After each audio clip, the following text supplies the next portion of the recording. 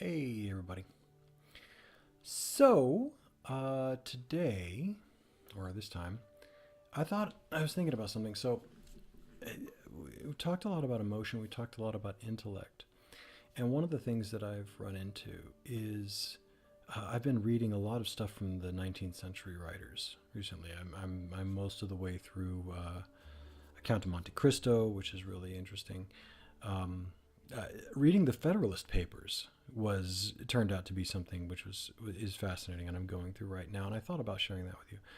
But after this morning's talk about Pterodex and thinking about weight and Freemasonry and the symbolism there, now, there's a work done by Albert Pike in the 19th century called Morals and Dogma, which is a discussion of Scottish Rite Freemasonry.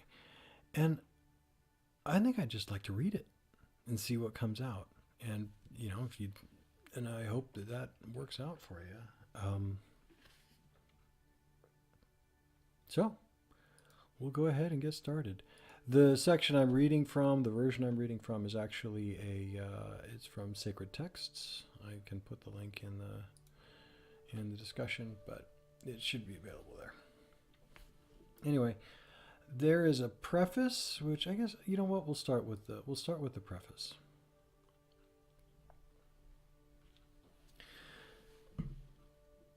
I guess if we're going to start it, let's start at the very beginning. How about that? Morals and Dogma of the Ancient and Accepted Scottish Rite of Freemasonry, prepared for the Supreme Council of the 33rd Degree for the Southern Jurisdiction of the United States, and published by its authority, Charleston, AM 5632, 1871.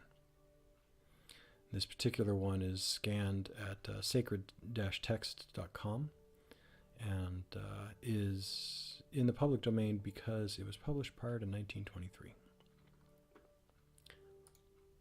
Preface. The following work has been prepared by the authority of the Supreme Council of the 33rd Degree for the Southern Jurisdiction of the United States by the Grand Commander, and is now published by its direction. It contains the lectures of the ancient and accepted Scottish Rite in that jurisdiction, and is specially intended to be read and studied by the brethren of that obedience, in connection with the rituals of the degrees. It is hoped and expected that each will furnish himself with a copy, and make himself familiar with it, for which purpose, as the cost of the work consists entirely in the printing and binding, it will be furnished at a price as moderate as possible. No individual will receive pecuniary profit from it, except the agents for its sale. It has been copyrighted to prevent its republication elsewhere, and the copyright, like those of all other works prepared for the Supreme Council, has been assigned to trustees for that body. Whatever profits may accrue from it will be devoted to purposes of charity. The brethren of the Rite in the United States and Canada will be afforded the opportunity to purchase it, nor is it forbidden that other Masons shall, but they will not be solicited to do so. In preparing this work, the Grand Commander has been about equally author and compiler, since he has extracted quite half of its content from the works of the best writers and most philosophic or eloquent thinkers. Perhaps it would have been better and more acceptable if he had extracted more and written less. Still, perhaps half of it is his own, and in incorporating here the thoughts and words of others, he has continually changed and added to the language, often intermingling in the same sentences his own words with theirs.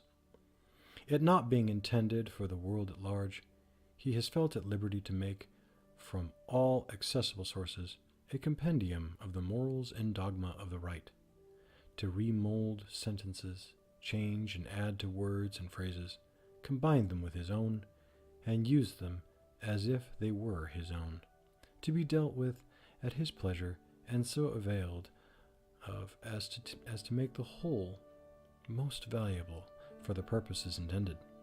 He claims, therefore, little of the merit of authorship, and has not cared to distinguish his own from that which he has taken from other sources, being quite willing that every portion of the book, in turn, may be regarded as borrowed from some old and better writer.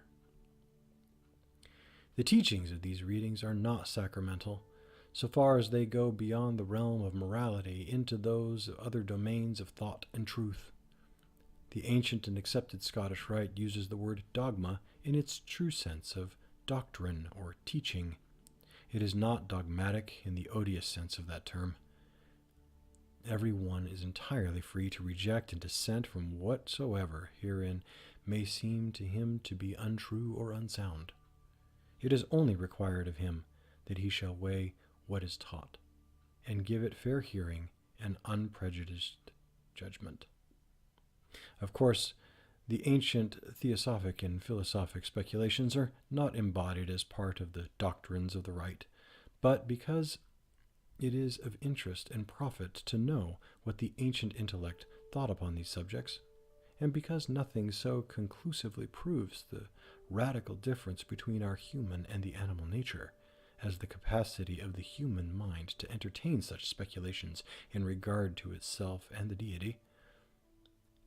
But as to these opinions themselves, we may say, in the words of the learned canonist Ludovicus Gomez, something in Latin, which I won't terrify by reading. That's going to be something that's going to happen in the reading of this. If there's stuff in Latin or French, I'm probably not going to read it. So, sorry, you have to endure. I am not an educated man when it comes to languages, and I don't want to butcher the stuff. Titles of degrees, as herein given, have in some instances been changed. Correct titles are as follows: Apprentice, 2nd degree Fellow Craft, 3rd degree Master, 4th degree Secret Master, 5th degree Perfect Master, 6th degree Intimate Secretary, 7th degree Provost and Judge, 8th degree Intendant of the Building, 9th degree Elu of the 9, 10th degree Elu of the 15, 11th degree Elu of the 12, 12th degree Master Architect, 13th degree Royal Architect of Solomon, 14th degree Perfect Elu, 15th degree Knight of the East, 16th degree Prince of Jerusalem, 17th degree Knight of the East and West, 18th degree Knight Rose-Croix, 19th degree Pontiff, 20th degree Master of the Symbolic Lodge, 21st degree Neokite, or Prussian Knight, 22nd degree Knight of the Royal Axe, or Prince of Libanus, 23rd degree Chief of the Tabernacle, 24th degree Prince of the Tabernacle, 25th degree Knight of the Brazen Serpent, 26th degree Prince of Mercy, 27th degree Knight Commander of the Templar, 28th Knight of the Sun, or Prince Adept, 29th Scottish Knight of St. Andrew, 30th Knight Kadosh, 31st Inspector Inquisitor, and 32nd degree Master of the Royal Secret. Morals and Dogma. 1. Apprentice. The 12-inch rule and the common gavel. Force, unregulated or ill-regulated, is not only wasted in the void like that of gunpowder burned in the open air and steam unconfined by science, but, striking in the dark, and its blows meeting only air, they recoil and bruise itself. It is destruction and ruin. It is the volcano, the earthquake, the cyclone, not growth and progress. It is Polyphemus blinded, striking at random, and falling headlong among the sharp rocks by the impetus of his own blows. The blind force of the people is a force that must be economized and also managed, as the blind force of steam, lifting the ponderous iron arms and turning the large wheels, is made to bore the rifle and cannon and to weave the most delicate lace. It must be regulated by intellect. Intellect is to the people and the people's force what the slender needle of the compass is to the ship, its soul, always counseling the huge mass of wood and iron, and always pointing to the north. to attack the citadels built up on all sides against the human race by superstitions, despotisms, and prejudices. The force must have a brain and a law. Then its deeds of daring produce permanent results, and there is real progress. Then there are sublime conquests. Thought is a force, and philosophy should be an energy, finding its aim and its effects in the amelioration of mankind. The two great motors are truth and love. When all these forces are combined, and guided by the intellect, and regulated by the rule of right and justice, and of combined and systematic movement and effort, the great revolution prepared for by the ages will begin to march. The power of the deity himself is in equilibrium with his wisdom. Hence, the only results are harmony. It is because force is ill-regulated that revolutions prove fail tires. Therefore it is that so often insurrections, coming from those high mountains that domineer over the moral horizon, justice, wisdom, reason, right, built of the purest snow of the ideal after a long fall from rock to rock, after having reflected the sky in their transparency, and been swollen by 100 affluents in the majestic path of triumph, suddenly lose themselves in quagmires, like a California river in the sands. The onward march of the human race requires that the heights around it should blaze with noble and enduring lessons of courage. Deeds of daring dazzle history, and form one class of the guiding lights of man. They are the stars and coruscations from the great sea of electricity, the force inherent in the people. To strive, to brave all risks, to perish, to persevere, to be true to oneself, to grapple body to body with destiny, to surprise defeat by the little terror it inspires, now to confront unrighteous power, now to defy intoxicated triumph. These are the examples that the nations need and the light that electrifies them. There are immense forces in the great caverns of evil beneath society, in the hideous degradation, squalor, wretchedness, and destitution, vices and crimes that reek and simmer in the darkness in that populace below the people of great cities.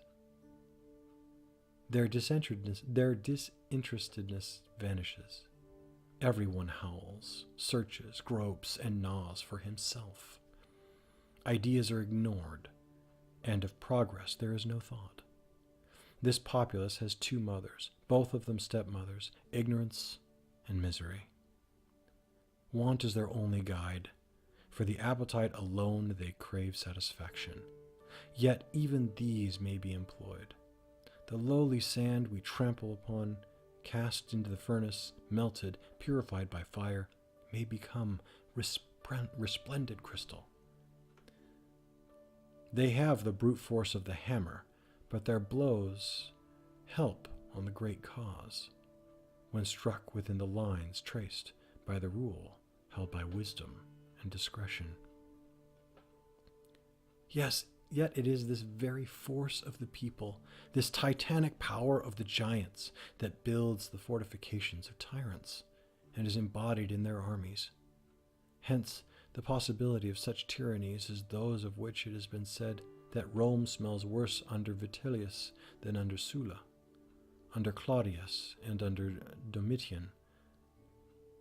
There is a deformity of baseness corresponding to the ugliness of the tyranny. The foulness of the slaves is a direct result of the atrocious baseness of the despot. A miasma exhales from these crouching consciences that reflect the master, and the public authorities are unclean, hearts are collapsed, consciences shrunken, souls puny. This is so under Caracalla. It is so under Commodus. It is so under Heliogabalus. While from the Roman Senate, under Caesar, there comes only the rank odor peculiar to the eagle's ire. It is the force of the people that sustains all these despotisms, the basest as well as the best. That force acts through armies, and these oftener enslave than liberate. Despotism there applies the rule. Force is the mace of steel at the saddle bow of the knight or of the bishop in armor. Passive obedience by force supports thrones and oligarchies, Spanish kings and Venetian senates. Might in an army wielded by tyranny is the enormous sum total of utter weakness, and so humanity wages war against humanity in despite of humanity. So a people willingly submits to despotism, and its workmen submit to being despised, and its soldiers to be whipped. Therefore it is that battles lost by a nation are often progress attained. Less glory is more liberty. Then the drum is silent. When the drum is silent, reason sometimes speaks. Tyrants use the force of the people to chain and subjugate, that is, enyoke the people. Then they plow with them as men do with oxen yoked. Thus the spirit of liberty and innovation is reduced by bayonets, and principles are struck dumb by cannon shot. While the monks mingle with the troopers, and the church militant and jubilant, Catholics or Puritan, sings Te Deums for victories over rebellion. The military power, not subordinate to the civil power, again the hammer or mace of force independent of the rule, is an armed tyranny, born full grown, as Athene sprung from the brain of Zeus. It spawns a dynasty and begins with Caesar to rot into Vitellius and Commodus. At the present day, it inclines to begin where formerly dynasties ended. Constantly the people put forth immense strength, only to end in immense weakness. The force of the people is exhausted in indefinitely prolonging things long since dead, in governing mankind by embalming old dead tyrannies of faith, restoring dilapidated dogmas, regilding faded, worm-eaten shrines, whitening and rouging ancient and barren superstitions, saving society by multiplying parasites, perpetuating superannuated institutions, enforcing the worship of symbols as the actual means of salvation, and tying the dead corpse of the past, mouth to mouth, with the living present. Therefore it is that it is one of the fatalities of humanity to be condemned to eternal struggles with phantoms, with superstitions, bigotries, hypocrisies, prejudices, the formulas of error, and the pleas of tyranny. Despotisms seen in the past become respectable, as the mountain, bristling with volcanic rock, rugged and horrid, seen through the haze of distance, is blue and smooth and beautiful.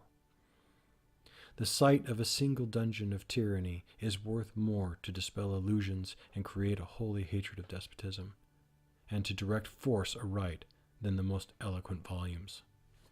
The French should have preserved the Bastille as a perpetual lesson. Italy should not destroy the dungeons of the Inquisition. The force of the people maintained the power that built its gloomy cells and placed the living in the granite sepulchres. The force of the people cannot, by its unrestrained and fitful action, maintain and continue in action an existence of free government once created. That force must be limited, restrained, conveyed by distribution into different channels, and by roundabout courses to outlets whence it is to issue as the law, action, and decision of the state.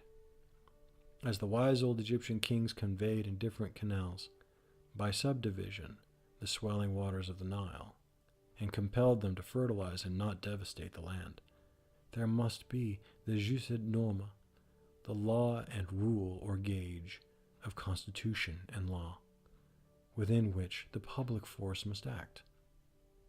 make a breach in either, and the great steam hammer, with its swift and ponderous blows, crushes all the machinery to atoms, and, at last, wrenching itself away, lies inert and dead amid the ruin it has wrought.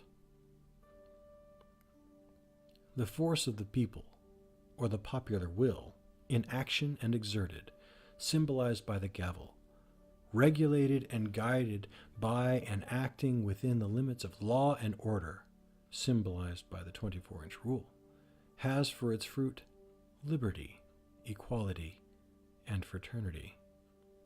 Liberty regulated by law, equality of rights in the eyes of the law, and brotherhood with its duties and obligations as well as its benefits. You will hear shortly of the rough ashlar and the perfect ashlar as part of the jewels of the lodge. The rough ashlar is said to be a stone as taken from the quarry in its rude and natural state. The perfect ashlar is said to be a stone made ready by the hands of the workman to be adjusted by the working tools of the fellow craft.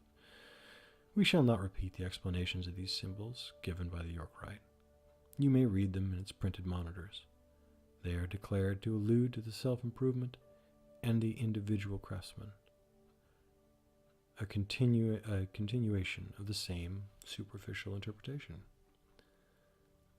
The rough ashlar is the people, as a mass, rude and unorganized. The perfect ashlar, or cubicle of stone, symbol of perfection, is the state.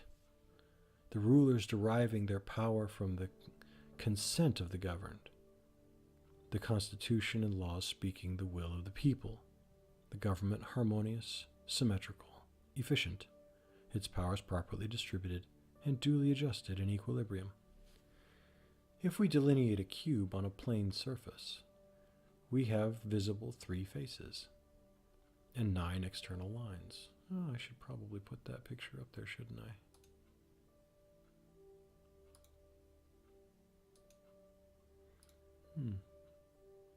Well, I can't do that right now. Good to know. Sorry about that.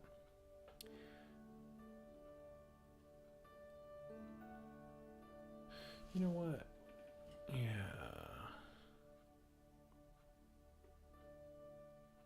Let's go ahead and do that. And then we'll do this. Bing, to do. And we'll come and we'll take this. And we'll say this. And we'll do this. And we'll do this. Hey, there we go.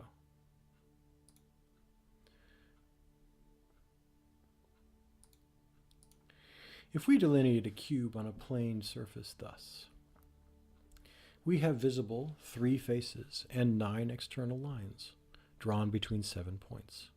The complete cube has 3 more faces, making 6, 3 more lines, making 12, and 1 more point, making 8. As the number 12 includes the sacred numbers 3, 5, 7, and 3 times 3, or 9, is produced by adding the sacred number 3 to 9, while its own 2 figures, 1 and 2, the unit or monad, and duad, added together make the same sacred number 3, it was called the perfect number, and the cube became the symbol of perfection. Produced by force, acting by rule, hammered in accordance with lines measured by the gauge out of the rough ashlar, it is an appropriate symbol of the force of the people expressed as the constitution and law of the state. And of the state itself, the 3 visible faces represent the 3 departments: the executive, which executes the laws, the legislative, which makes the laws, and the judiciary, which interprets the laws, applies and enforces them between man and man, between state and citizens. The 3 invisible faces are liberty, equality, and fraternity, the threefold soul of the state, its vitality, spirit, and intellect.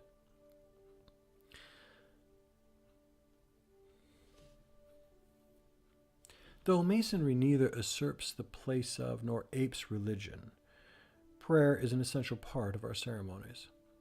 It is the aspiration of the soul toward the absolute and infinite intelligence. which is the one supreme deity, most feebly and misunderstandingly characterized as an architect. Certain faculties of man are directed toward the unknown: thought, meditation, prayer. The unknown is an ocean, of which conscience is the compass. Thought, meditation, prayer are the great mysterious pointings of the needle.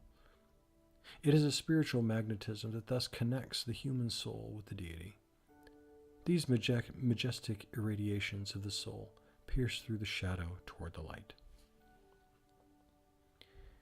It is but a shallow scoff to say that prayer is absurd, because it is not possible for us by means of it to persuade God to change his plans.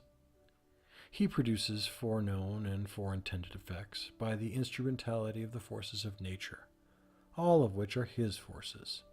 Our own are part of these. Our free agency and our will are forces. We do not absurdly cease to make efforts to attain wealth or happiness, prolong life, and continue health, because we cannot by any effort change what is predestined. If the effort also is predestined, it is not the less our effort, made of our free will. So, likewise, we pray. Will is a force. Thought is a force. Prayer is a force.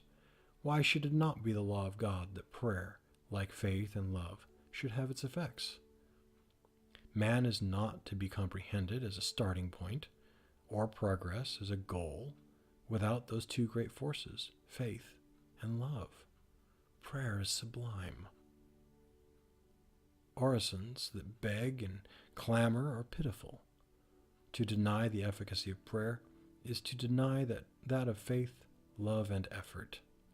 Yet the effects produced when our hand, moved by our will, launches a pebble into the ocean never cease, and every uttered word is registered for eternity upon the invisible air. Every lodge is a temple, and as a whole, and in its details symbolic. The universe itself supplied man with a model for the first temples reared to the divinity.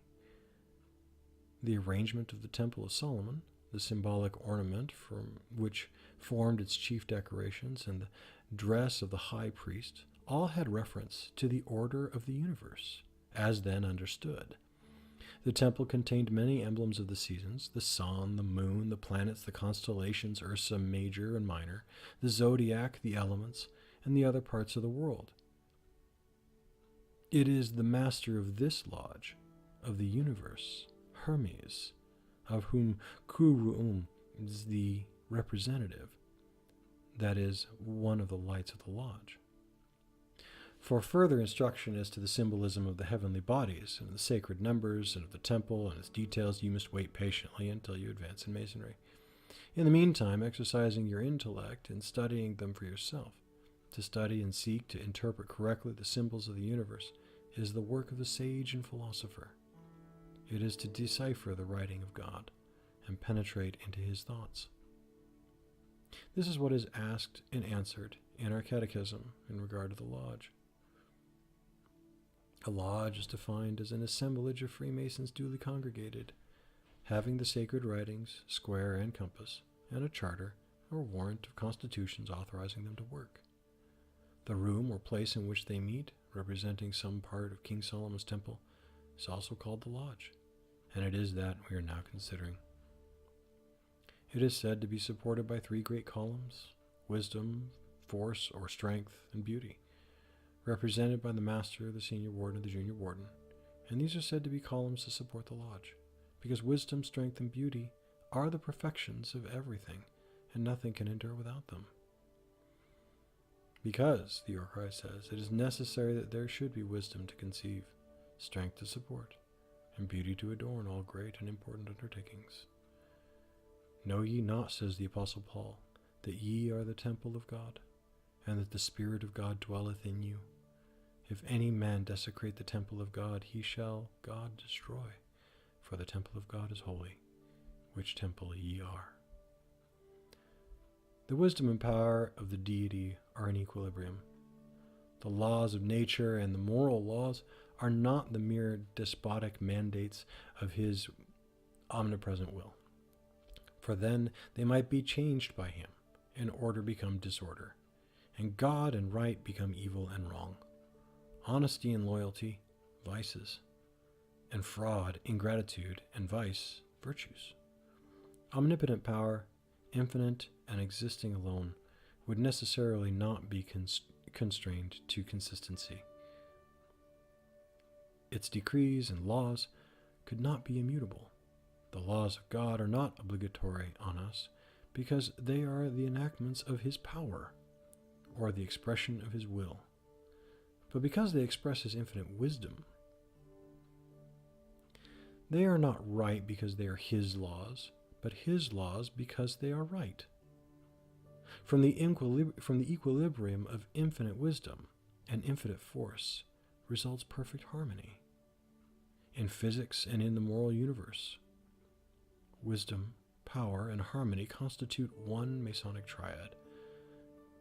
They have other and profounder meanings that may at some time be unveiled to you. As to the ordinary and commonplace explanation, it may be added that the wisdom of the architect is displayed in combining, as only a skillful architect can do, and as God has done everywhere. For example, in the tree, the human frame, the egg, the cells of the honeycomb. Strength with grace, beauty, symmetry, proportion, lightness, ornamentation. That too is the perfection of the orator and poet. To combine force, strength, energy with grace of style, musical cadence, the beauty of figures, and play and irradiation of imagination and fancy. And so, in a state, the warlike and industrial force of the people and their titanic strength must be combined with the beauty of the arts, the sciences, and the intellect, if the state would scale the heights of excellence and the people be really free. Harmony in this, as in all the divine, the material, and the human, is the result of equilibrium, of the symphony and opposite action of contraries, a single wisdom above them holding the beam of the scales. To reconcile the moral law, human responsibility, free will, with the absolute power of God, and the existence of evil with his absolute wisdom and goodness and mercy. These are the great enigmas of the Sphinx. You entered into the lodge between two columns. They represent the two which stood at the porch of the temple on each side of the great eastern gateway. These pillars of bronze, 4 fingers breadth and thickness, were, according to the most authentic account, that in the first and that in the second book of Kings, confirmed by Jeremiah, 18 cubits high, with a capital 5 cubits high. The shaft of each was 4 cubits in diameter. A cubit is 1 foot and 707 1/1000ths. That is, the shaft of each was a little over 30 feet high. A little over 30 feet, 8 inches in height. The capital of each a little over 8 feet, 6 inches in height, and the diameter of the shaft 6 feet, 10 inches. The capitals were enriched by pomegranates of bronze, covered by bronze network and ornamented with wreaths of bronze, and appear to have imitated the shape of the seed vessel of the lotus or Egyptian lily, a sacred symbol to the Hindus and Egyptians. The pillar or column on the right, or in the south, was named as the Hebrew word is rendered in our translations of the Bible, Jachin, and on the left, Boaz. Our translators say the first word means he shall establish, and the second, in it is strength. These columns were imitations by whom, the Tyrian artist, of the great column consecrated to the winds and fire at the entrance to the famous temple at Malkarth, in the city of Tyre. It is customary in lodges of the York Rite to see a celestial globe on one and a terrestrial globe on the other, but these are not warranted if the object be to imitate the original two columns of the temple. The symbolic meaning of these columns we shall leave for the present unexplained, only adding that entered apprentices keep their working tools in the column, jukin, and giving you the etymology and literal meaning of the two names. The word jukin in Hebrew is something. It was probably pronounced yakayan and meant as a verbal noun, he that strengthens and thence firm, stable, upright. The word boas means strong, strength, power, might, refuge, source of strength, a fort. The prefix means with or in, and gives the word the force of the Latin gerund, roborando, strengthening. The former word also means he will establish or plant in an erect position. From the word something, he stood erect. It probably meant active and vivifying energy and force, and boas, stability, permanence, and the passive sense. The dimensions of the lodge, our brethren of the York Rite say, are unlimited, and its covering no less than the canopy of heaven. To this object, they say, the Mason's mind is continually directed, and thither he hopes at last to arrive by the aid of the theological ladder which Jacob in his vision saw, ascending from the earth to heaven, the three principal rounds of which denoted faith, hope, and charity, and which admonish us to have faith in God, hope in immortality, and charity to all mankind. Accordingly, a ladder, sometimes with 9 rounds, is seen on the chart, resting at the bottom of on the earth, its top in the clouds, the stars shining above it, and this is deemed to represent that mystic ladder which Jacob saw in his dream, set up on the earth, and the top of it reaching to heaven, with the angels of God ascending and descending on it. The addition of the 3 principal rounds of the symbolism is wholly modern and incongruous. The ancients counted 7 planets thus arranged: the moon, Mercury, Venus, the sun, Mars, Jupiter, and Saturn. There were 7 heavens and 7 spheres of these planets. On all the movements of Mithras are 7 altars or pyres, consecrated to the 7 planets, as were the 7 lamps of the golden candelabrum in the temple. That these represented the planets, we are assured by Clemens of Alexandria in his Stromata, and by Philo Judaeus. To return to its source in the infinite, the human soul, the ancients held had to ascend as it had descended, through the 7 spheres. The ladder by which it reascends has, according to Marsilius Ficinus in his commentary on the Aeneid of Plotinus, 7 degrees or steps, and in the Mysteries of Mithras, carried to Rome under the emperors, the ladder, with its 7 rounds, was a symbol referring to this ascent through the spheres of the 7 planets. Jacob saw the spirits of God ascending and descending on it, and above it the deity himself.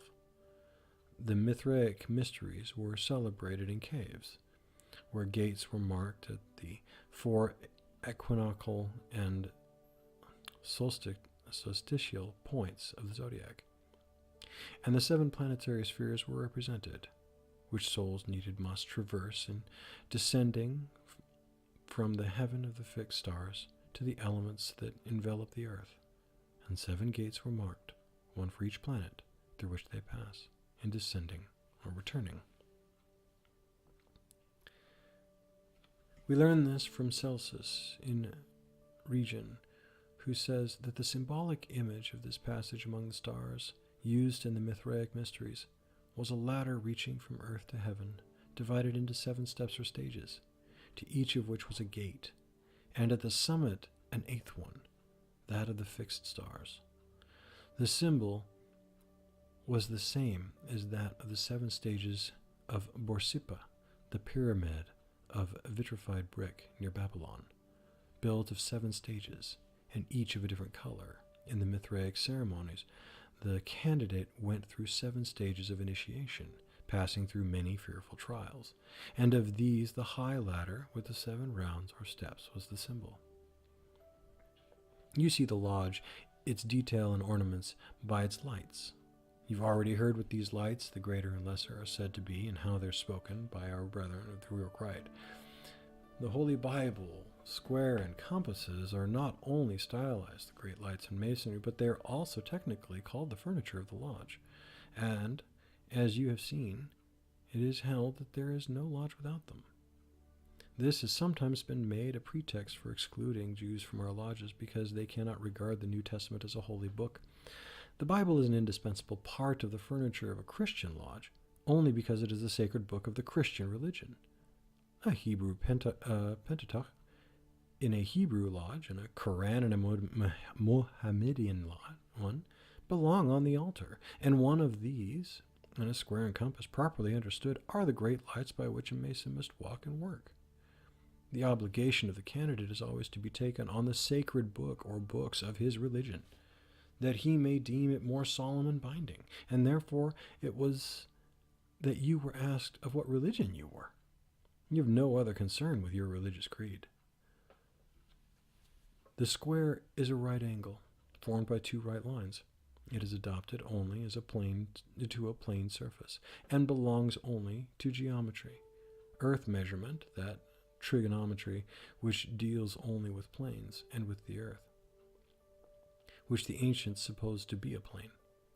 The compass describes circles and deals with spherical trigonometry, the science of the spheres and the heavens.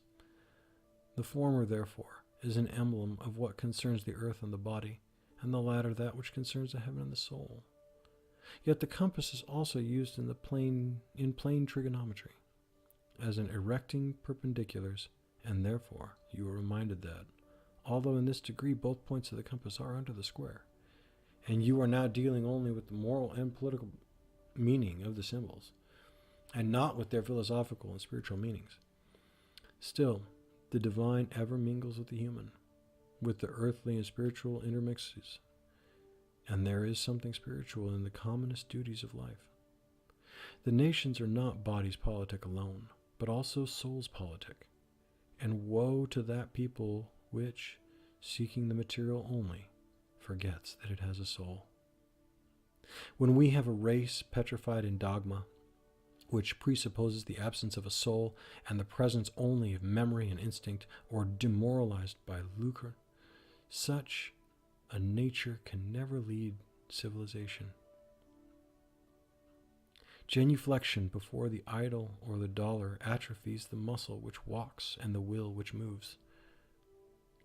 Hieratic or mercantile absorption diminishes the radiance of a people, lowers its horizons by lowering its level, and deprives it of that understanding of the universal aim, at the same time human and divine, which makes the missionary nations. A free people, forgetting that it has a soul to be cared for, devotes all its energies to the material advancement. If it makes war, it is to subserve its commercial interests. The citizens copy after the state and regard wealth, pomp, and luxury as the great goods of life. Such a nation creates wealth rapidly and distributes it badly. Thence the 2 extremes of monstrous opulence and monstrous misery. All the enjoyment to a few, all the privations to the rest, that is to say, to the people. Privilege, exception, monopoly, feudality, springing up from labor itself, a false and dangerous situation, which, making labor a blinded and changed cyclops, in the mine, at the forge, in the workshops, at the loom, in the field, over poisonous fumes, in miasmic cells, in unventilated factories, founds public power upon private misery, and plants the greatness of the state in the suffering of the individual. It is a greatness ill constituted, in which all the material elements are combined, and into which no moral element enters. If a people, like a star, has the right of eclipse, the light ought to return. The eclipse should not denigrate. into night. The three lesser sublime lights you've heard are the sun, the moon, and the master of the lodge, and you have heard what our brethren of the York Rite say in regards to them, and why they hold them to be lights of the lodge. But the sun and the moon do, in no sense, light the lodge, unless it be symbolically, and then the lights are not they, but those things of which they are the symbols. Of what they are the symbols, the Mason in that rite is not told. Nor does the moon in any sense rule the night with regularity. The sun is the ancient symbol of the life-giving and generative power of the deity. To the ancients, light was the cause of life, and God was the source from which all light flowed. The essence of light, the invisible fire, developed as flame, manifested as light and splendor. The sun was his manifestation and visible image. And the Sabians, worshipping the light, God seemed to worship the sun, in whom they saw the manifestation of deity. The moon was the symbol of the passive capacity of nature to produce, the female, of which the life-giving power and energy was the male. It was the symbol of Isis, Astarte, and Artemis, or Diana. The master of life was the supreme deity above both, and manifesting through both, Zeus, the son of Saturn, become king of the gods. Horus, the son of Osiris, and Isis become the master of life. Dionysos, or Bacchus, like Mithras, become the author of light and life and truth. The master of light and life, the sun and the moon, are symbolized in every lodge by the master and wardens, and this makes it the duty of the master to dispense light to the brethren by himself and through the wardens, who are his ministers. Thy sun, says Isaiah to Jerusalem, shall no more go down, neither shall thy moon withdraw itself, for the Lord shall be thine everlasting light, and the days of thy mourning shall be ended. Thy people also shall be all righteous, they shall inherit the land forever. Such is the type of a free people. Our northern ancestors worshipped this triune deity, Odin, the Almighty Father, Freya, his wife, emblem of universal matter, and Thor, his son, the mediator.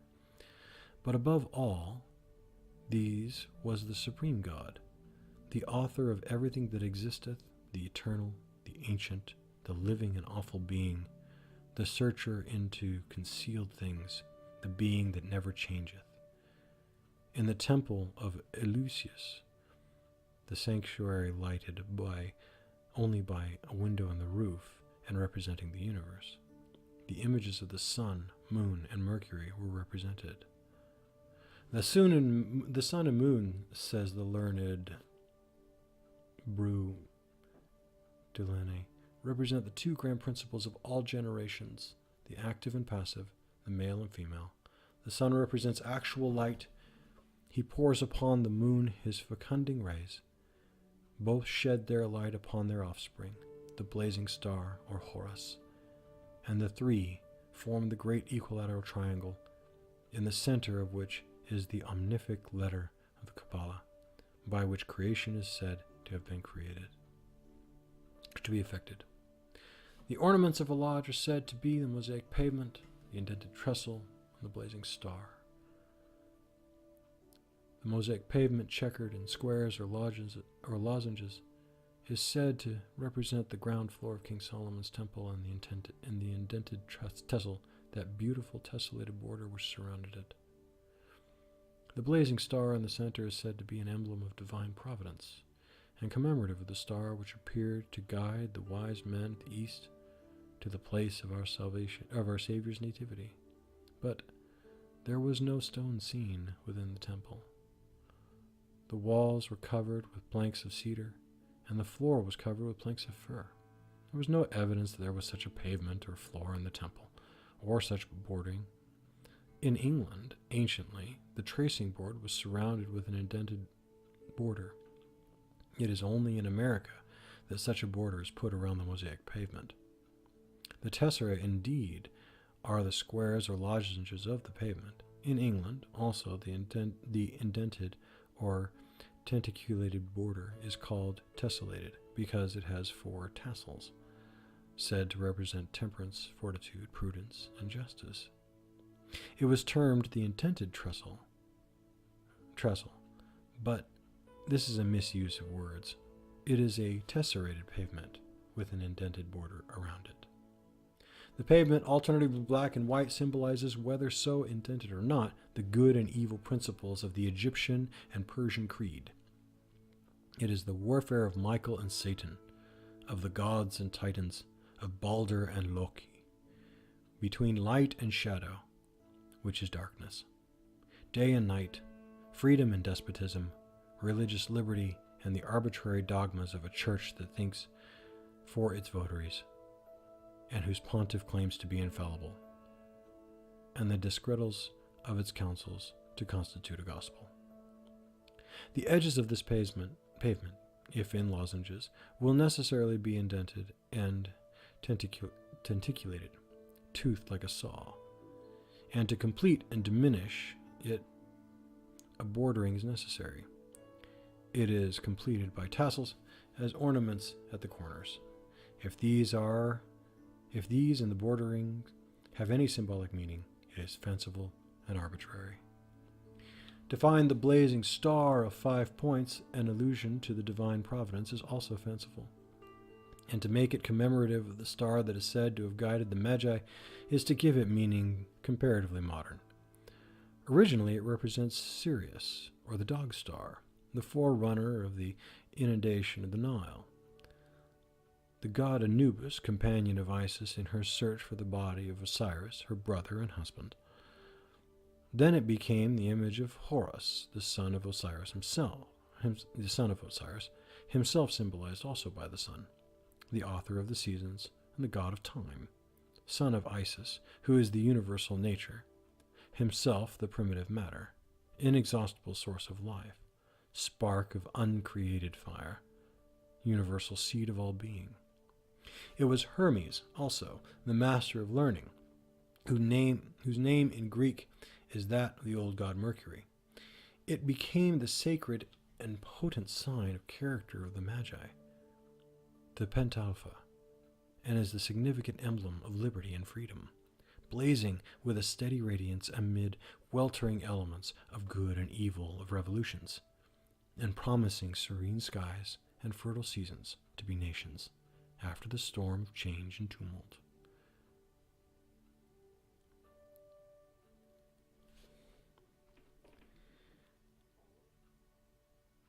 Yeah, we'll skip this.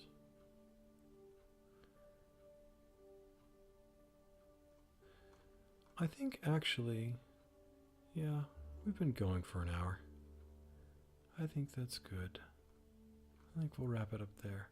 Anyway, this is just an experiment to see how it would go. If you liked it, let me know. I'm kind of curious. Anyway, that's the beginning of Morals and Dogma, Chapter 1, Apprentice.